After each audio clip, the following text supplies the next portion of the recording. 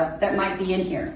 The purpose of worm castings is for the bacteria. Yeah. Otherwise, this is just organic matter. It's just like putting leaves on your soil. You need it fresh and you need it not heated, or it's not going to work. If it's older than 3 months, there's nothing really good in here anymore. What's in here is like mushroom compost and manures and the bacteria and the fungi and the protozoa. You need that alive when you put it on your soil so that it will breed and continue to multiply in your soil. What you buy at Walmart's not a lot of rocks and sticks and stuff in it. It's not fine graded like this. Yeah. How far would that go? How? Chop it up little pieces and take a little bit of a little sand and mix it in there. In fact, in my worm bin, I'm growing mushrooms. Yeah, on purpose. It's basically the same thing, dark, damp, Right. you know. And what I did, I went to Walmart, chopped up the ones I liked, stuck them in the worm bin, covered them up, and they'll just start coming right. Well, the worms aren't eating them? Well, They man, don't eat living plants. you know, not living, no. Oh, okay. They'll never mess with a living plant, not roots or anything. It's amazing. Plus, like she said, it's putting more fungi in my soil. Yeah. But that's the impression that I had. I've never tried it before, but I love the mushrooms, and Me too. I've always had a big interest in it. And we had a guest speaker that was supposed to come several years ago, and we didn't get that. But I engagement took, done. the other day also, I took some flower pots, just plastic flower pots, and drilled like 6 holes around the side. Uh-huh. And then filled it up with wet, I use grass. I cut my yard, I rake it, let it dry for weeks, and I boiled it, got it soaking wet. I put a layer of the grass and spores, and put a cardboard top on the flower pot, cut it to fit, and just spray the pot on the side where the holes are, And you they'll grow out the grow holes. mushrooms out of that. Mm-hmm. See, it's basically like the block you buy. It's what, instead of logs, you're using. Yeah, you're Yeah. using whatever you have, but Like we a- went with the logs Like because a it'll last strawberry longer. planter? Yes, ma'am, Yes, just like ma'am. that. But you use little holes. Yeah, but we decided, because I need to get to where my systems are more sustainable. My husband works a full-time job. We work with all these other programs, and there's only so much of me to go around. And when it's hitting 117 degrees outside, I burn out. So I told my dad, I'm not getting any younger. We have to figure out a way that this is going to produce for me year after year. I can't do a 1 year and done kind of project anymore. And that's where we got this idea, because the size of this wood, it will take this 3 to 5 years to fully break down and stop producing mushrooms. So that's a cut and come again. Yeah, but I get 3 to 5 years out of it. I don't have to worry about it. So it will help. It will help. It's aggravating cutting the logs and drilling the holes and using the beeswax and all that. But once you get it set up, you got it, the labor's over with. Like she said, for 2 or 3 or 4 years. Mm-hmm. Depends on where you put it and how wet you keep it, how big you let your mushrooms get. All that's going to play into how long it'll continue to produce. But, and then if you want to explain to them your plants right there, Dad, I think that's pretty much it. And I'll show them a few of the other things we make on the farm. Y'all familiar with Buckeyes? I am. Who? Buckeyes. They do, I'm from Mississippi. The old people used to say, put one in your pocket and rub it and cure your arthritis. Oh, yeah. Does it work? No. Cure your arthritis. No, it doesn't work. No, my mom's like, no, No, it does not. We was on the Natchez Trace, and we stopped at a rest area, and the lady that was running it had a big bowl of Buckeye seeds. And I said, I've been trying to grow them for years. She said, well, they're hard to do. She said, if you're going to want one, I'll give you a dozen. If you get one, you're lucky. Well, I wound up with 9 seeds, and I got 9 plants. My goodness. Yeah, they're all Every one of them rooted. And that's what that is. It makes a Now, they beautiful. do have some medicinal purposes. He's going to say, Well, squirrels eat it, deer will eat it, but it's not toxic. No, you shouldn't good eat for it. people. Humans should not eat it. But other than that, they make beautiful trees. They really do. Sue Petraeus had one in her backyard. A lot of this in Ponchatoula do. they're good. And then you've got the fig trees. Oh, they're just starting to root. Yeah, so we also had the figs that we And they took should off go. mine. No. So we redo that. What variety of figs are those? These are the purples, Purple? LSU purple. LSU purple. Mhm. My gold did not take for whatever reason. I don't know. I have 3 versions of fig on my property, and that one just did not take. Plus we do, Plus we have gotten into making and canning our own produce. So this of course is just pickled okra, and then my dad made like a homemade hot sauce with honey from his bees. Which, speak about your bees real quick. I forgot about your bees, Dad. No, I have 4, I got 3 beehives there, 1 died. Yeah, I saw that. I don't know what happened to it. I went out there the other day, it was no bees moving. I pulled the top pile of dead bees. But I started off 2 years ago with 1 hive, split them, wound up with 4 total. And can't make honey fast enough. How many gallons did we sell? We had hundreds of gallons last year, which was our first really large harvest. And now she's got a waiting list. Yeah, Well, of honey people for for next the year. honey. They got the old honey, it's gone, baby. It's gone. What's the name of it? His honey, just Papa Sammy's honey. I got Papa Sammy and Allie Bug. I have a YouTube channel. And my granddaughter's name is Allie, and we call her Allie Bug. She's the one that come up with let's save the world, you know. Yeah. But so I have a 1/4 acre yard. I grow my own food, my ginger, and I play with plants. You know, my neighbors come over. I got a plant dying. Can you fix it? I'll grow it back and give. The log has to stay outside. It doesn't stay, you can't put it like in a garage or You something could. like that. Yes, ma'am. In the garden. Yeah. If you put it in the garage, I'm sorry, I didn't mean to interrupt you. Put it in a plastic bag. Like, you know, just leave a little opening in the bag. And when you watch that bag, you don't see moisture inside that bag, pour some water in there. As long as you see a little moisture in that bag, that log is healthy. Keep it in the dark, cool, and damp. And you Like fungi, like. I tell everybody, think like a mushroom. How long before you start having mushrooms? These take about 3 months. So you got 2 months and 3 weeks because we just made them.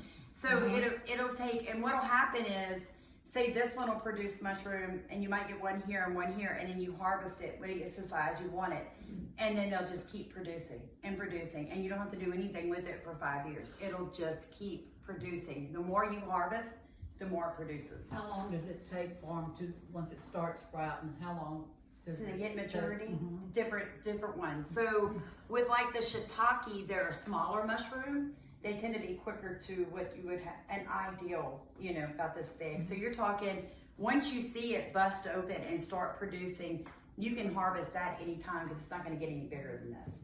Now with your lion's mane and your oyster, they can get huge. So it depends how big do you want it. You know, if you're just going to eat it for you in the house, just want to make a salad, or you just want to do, you know, an oyster soup or something, a mushroom soup, then you might want to harvest them smaller. You know, so it depends on what your uses are for them. I intend to grow the lion's mane and dehydrate it That's what my And then, grandson wants to do. powder it That's what up. I got it for. as a supplement That's exactly what I got it for. for me and my animals, because you need that gut bacteria. Just like soil, your stomach needs to be fungi as well as bacteria. So, And it's good for brain too. yes ma'am, blood pressure, everything. It's good for a lot of things. Lion's mane is a really popular medicinal mushroom. Shiitake is more of a culinary, but it does have some really good medicinal uses.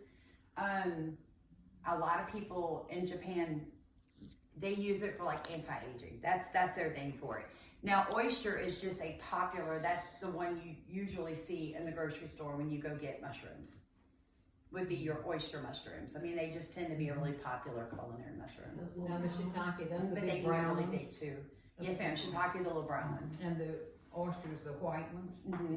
And lion's mane can be like a golden It's kinda brown or weird yeah. What is that yellow one? Because I was at the farmer's market, I was seeing a yellow. Yeah, so yeah. And so some mushrooms grow out of wood and some don't. These are the three main that grow out of wood, you know, but the chanterelles are really pretty, but most people use grow bags for those. It's a different medium that they grow them in. Yeah. So this is kind of us getting like branching out for different uses. I'm just excited because mushrooms they're important, and people don't realize that. Like we don't, ingesting enough, you know. We need to eat them more. What's the best thing to use to get rid of all those fungi? Like around in your garden or where? There's a fungus that grows from petals of the camellias and then infects all the future camellias. Oh. Your best bet. Okay, so when you're talking about fungi and bacteria, if you're at a 1-to-1 ratio and that's perfect, if you've got an overabundance of fungi, then you have to balance. So that's going to be a plant issue. You need to add bacteria, healthy bacteria. One of the ways you can do that, there's actually some organic products online, and all it is bacteria. It's liquid sprays full of bacteria, and certain bacteria will correct certain fungi. So what I would do is type in the plant that you're wanting to fix, and then ask what bacteria is good for this plant. And then whatever product pops up, you could purchase. I don't have, when I first started, I know what you're talking about, I had a couple of my plants end up with really ugly splotches and diseases on them, and I spray the worm castings to avoid that. That's another thing, because of the bacteria in the worm castings, it protects leaves. It's like a body armor to your plant for disease and fungus and stuff like that. I don't use any fungicides ever. Only things I ever use, if I see a problem like that starting, I immediately correct the soil, whether it's in a potted plant, a raised bed, or directly in the soil, with worm castings and a good compost, and then I spray the plant with worm tea. And I spray it 2 or 3 times a week until I see it start to fix itself. And that's any issue that I have. What did you spray it with? Worm tea. Worm tea. Mm-hmm. And if I can't correct it quickly, not to drink, but I will, if I have a disease start to outbreak and I can't catch it fast enough, or a pest outbreak and I cannot stop it quick enough, I will pull and turn that to biochar and then dump that back in the soil where I got it from to help amend it. Fix the problem with the problem, Okay. so to speak. That's the one I ordered. Grow your own kit. That may be is that if you've got a 1-to-1 ratio of bacteria and fungi in your soil, you'll never worry about real bad pest attacks or disease killing your plants again ever, because your soil is perfect. And we all know to have healthy plants, you have to have healthy soil. So my dad and I decided we were going to grow fungi. Now, what I'm going to do is, as the fungi grow on these logs, I harvest, I sell the mushrooms, but as this breaks down, I will throw this into my compost and this into my worm bins, adding back a higher level of fungi. Now, this one is, shiitake. Took me a second. I looked at the S, I'm like a shiitake. So this one's shiitake, this one is lion's mane, and this is an oyster. So it's different types of mushrooms. And basically what we did was we drilled holes into the logs and we inoculated it with spores, mushroom spores. And then you cover it with beeswax. And each one of these holes will actually grow a bunch of mushrooms out of it. And it will continue to produce mushrooms for you for up to 5 years, or until this log is totally disintegrated. Is that oak? Yes. It's fresh oak. It has to be fresh. The only care that goes into this is if it hasn't rained, you need to wet it once a week. But you leave it outside, leaned up somewhere in the shade. Yeah, not in the sun, shade. Yeah, and you don't want to lay it flat. I tell everybody this because all these are mushroom spores. So you need to leave it leaning so that you get mushrooms all the way around it. And they produce for up to 5 years. It has to be outside, it can't be in a building. Of the lion's Lion's mane? yeah. Four These. or more totes. And I'll come out with maybe 6 or 8 of these every 3 or 4 weeks. You know, but it keeps my little quarter acre up. That's all I need. Yeah, because my dad does a lot more raised beds and container growing. I am direct soil. So for me, is about amending my soil and waking it back up, because clay soil has more nutrients than any other soil type in the world. But once clay gets exposed to the sun, it bakes like a brick. And then when it rains, it acts like a sponge that sucks and drowns the roots. So when you're trying to garden in clay, a lot of people have fungal issues. Tomatoes are very difficult to grow in a clay-based soil if you don't till it. And because I don't want to till, because I don't want to disrupt the natural pockets and of water and all of that that's in the soil, I want to amend it. I just have to continue to add things like worm castings, compost, rabbit manure. I add it over and over, organic matter. I use 6 round bales of hay in a year to keep my soil How covered. much newspaper and cardboard? Oh, wow. And when I tell y'all that my soil, when I say my soil is covered, my soil's covered with a mulching of like this thick, the entire 1/4 acre. So when you walk on it, you don't even see my soil, ever. Yeah. So you have a 1/4 acre farm? Well, I have a 1/4 acre market garden that I intensely grow in, like intensely. Like I'm always pulling plants, putting plants. So, yeah. They also have rabbits, chickens, the worms, and they're fixing to go into crawfish and tilapia. Yeah, we're gonna convert our pond to crawfish and tilapia. My goal is to show people how to grow enough food to feed you and the families around you in any situation. We have a campaign going on right now called Food for Thought, where people purchase ahead of time a food box. And then when April starts, I will take whatever money's been donated and I will create those food boxes and pass that food out to people in my community who are needy. And we're actually leaning towards people who are that work, that can't get any other kind of help. Like they can't get food stamps, they're on Social Security, whatever it is, they can't get help and they don't have good, clean food, fresh food to eat. So as we gather the funds for that, we will pass the boxes out starting in April, and that will run through November. And it's called Food for what? Food for Thought. Thought? It's through Give, Send, Go, which is like a GoFundMe program, but it's a Christian organization. And so we use them. And so we've been doing that. So we're even going to start a church. My church is considering it, starting a garden for the kids, the youth in our community to get them there. I think it's a tremendous idea. I think all schools should teach. Yes, ma'am. I actually do start, we're getting into, I sit on the 4-H advisory board in my parish, and I'm pushing to get them to open up an ag group for the high school and the junior high and use my forum as one of the places that they will come to. One thing you need to get in, but tell them how you start with the rabbits. Oh yeah, sustainable loop systems. In other words, it's everything she does leads right into something else. It's a circle. Right there. When my husband and I started this, the vision that God gave us was a debt-free farm. First funny thing about that was I didn't know how to farm when he told me to do this. I had a black thumb. I couldn't plant anything. Nothing. For years had been trying to show me I couldn't grow anything. The second thing was it wouldn't just be debt-free. I didn't have any money to start a garden, but I just trusted God and we started walking it out. We started with rabbits.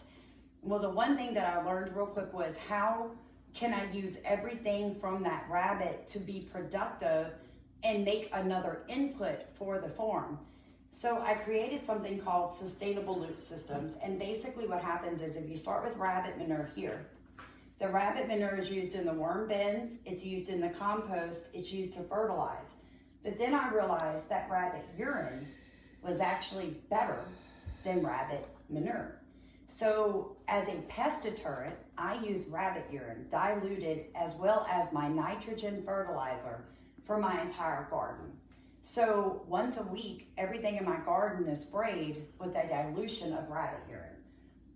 So that fixed nitrogen. So now I didn't need to look for nitrogen in the soil. I didn't have to buy it. I had it.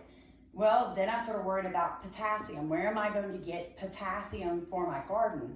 Well, I had started growing something called comfrey when I had some almost life-threatening dental issues that caused some major surgeries. And I wasn't healing, I planted this plant called comfrey, and it knits you back together. And lo and behold, comfrey is extremely high in potassium. So I learned how to make comfrey tea. And so now that's taken care of. So that's how we garden. I literally find the problem, and then I just simply look with what I already have in my hands to find a solution. So when you're doing sustainable loop systems, it's also called nutrient catch cycles. So the rabbits eat from the garden. I also make my own feed, my own livestock feed. I grow my cover crops. I convert that into food. I feed the rabbits. The rabbits poop and pee. It goes back to the garden, goes back to the worm castings. The worm castings are then used in the garden to help grow the food. The chickens are part of the rabbit coop, and they make the compost for me. And then I take the compost, put it in the garden, feed the chickens from the garden. You're So, an entrepreneur. Yeah, I have a 0 overhead cost to run a 2-acre farm. Yeah, I don't buy feed, except for the grains that I can't grow right now. Like in the seasons, I grow them and I meal them. I have a meal in my shop. So I make my own cornmeal and all of that. Oh my God. Yeah. She makes her own pellets, food pellets for pellets chickens, for the rabbits. they make all When I that. get home tonight, I'll be baking because I've got to make their feed for tomorrow. When do you sleep? Yeah. Actually, I sleep a lot. I get a full 8 hours every night. You can ask my mom. I love to sleep. Oh, she loves to sleep. yeah. I love to sleep. I'm high energy, so when I go down like a log. I mean, it's just over. Yeah. I'm sleeping You're hard. amazing. I don't even dream. I don't have time to do it. I don't dream. But yeah, so what we have learned is I work with the USDA and NRCS, and I work with some grants and nonprofits, and I get my soil tested every 6 months. What we have found is the good bacteria in my soil has quadrupled, and I have no lack of any nutrients in my soil. My water saturation is getting better every year.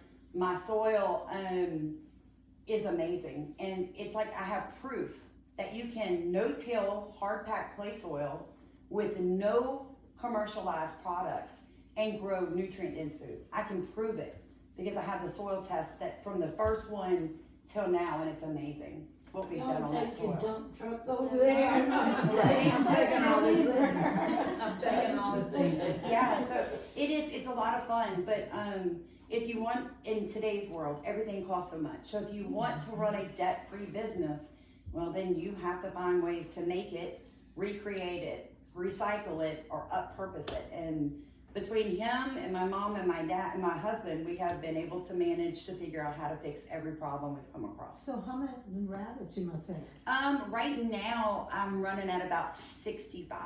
65? Mm-hmm. And I've got some pregnant. What do you do if you're allergic to the rabbits? I cannot go around where Oh. you grow rabbits. Well, I sell rabbit manure and urine. So you just find somebody that's got it and don't go near the cages. Like don't at all. I can't. It's the fur. Mm-hmm. And that's not uncommon.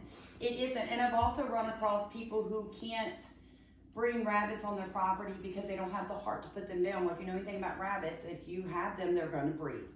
Do you, They're gonna do you multiply, sell so- rabbits for consumption? I do. Okay, 'cause Yes. I've been looking for some. Yes. My rabbits are organically fed. They're never medicated. So you need to eat them? The meat is I can amazing. eat them. Oh, Yeah, because my I dogs can't are hold all I love rabbits. How do you collect their urine? I use a 5-gallon bucket. Rabbits are like most animals, they mark their territory, especially the males. Yeah. So once they urinate in a cage, I can tell exactly where they've been potting, and I just back a 5-gallon bucket up to it, Oh, and I collect it, and it stinks. I'm not gonna lie to you. Oh, it It's does got a not. terrible odor. The manure does not stink, but the urine does. The urine does. But that is why it's so good for a pest deterrent, because they don't like it either. They don't like it either. So there's just some things, but on top of all that, we root a lot of our own plants. So the first couple of years that I grew, I could say I have a 0 input now. When we first started, I had to buy feed for my livestock, and I had to buy plants to put in the garden. Now we're to a stage where I can seed them myself and I can, grow all that. I will be having sheep on the property in 2.5 weeks, doing rotational grazing with the chickens and the rabbits through the 1/4 acre market garden, prepping for the spring. Oh, so how many sheep you gonna have? I'm going to have 2 moms and three babies. I think she called them lambs and ewes. E-W-E. Ewes. I've never done anything with sheep. She's trusting me with them though. I even built them an And so enclosure next to year keep out the you'll have weather. double the amount. Man. So next year you'll have double the amount. Right. And so I'm hoping what's going to happen is as they move through the garden, they're going to eat up all the materials left over from the summer planting, like my okra, my corn that I didn't bother. I don't take any plants out of the garden. I let everything, I push it over or I'll mulch it back in place, and I leave roots in the soil always. But the sheep gonna eat your roots. Oh yeah, I need them to. I had okra that hit like 14 feet last year, and those stalks are still standing, so I need these goats. I'm gonna bring goats after the sheep, but I'm gonna get the sheep and goats to like eat all of this for me, and then poop, so I have that fertilization. Right. I think we need to take a tour of Old McDonald's farm. It is really beautiful, and we're even into biochar now. I don't know if any of you know anything about biochar. I've never heard Yeah, it's how they grew the Amazon. The Amazon was a garden. That turned into a jungle. You have a furnace to do the biochar? I actually have a ring of fire, which is like, it's a pit, an open pit, double ringed, and it gets up to like 1100 degrees. Biochar. Biochar? Yes, ma'am. What's the purpose of this? It basically, I can take any organic material, anything from cardboard to diseased plants to manure to wood, and I can burn it at a high heat, absent oxygen. And what happens is it basically makes like pencil graphite. Where, when you look at the lead, if you could look at it with a magnifying glass, there's all these chambers in it that will hold oxygen and will hold water and will hold nutrients. So I make the biochar at high heat with whatever material that I have available. I collect that and then I soak it in rabbit urine, which is what they call charging it. Putting the nutrients from the rabbit urine into the biochar, and then I sprinkle it across the garden. So I tell everybody, worm castings are for now. These put nutrients into the soil within 3 days, and it'll go for about 3 months. Compost is for next week. You put compost on today, you're gonna wait 3 or 4 weeks before it actually puts nutrients into the soil that your plants can uptake. Wow. Biochar is for 50 years from now. It's to feed my great-grandchildren. Yeah, biochar is one of the things that they use How in you friendship spell book. B-I-O-C-H-A-R. Biochar was one of the items that they used on Yes, it, ma'am. trying to bring it back. Golly. So yeah, I work with a lot of, like I said, nonprofit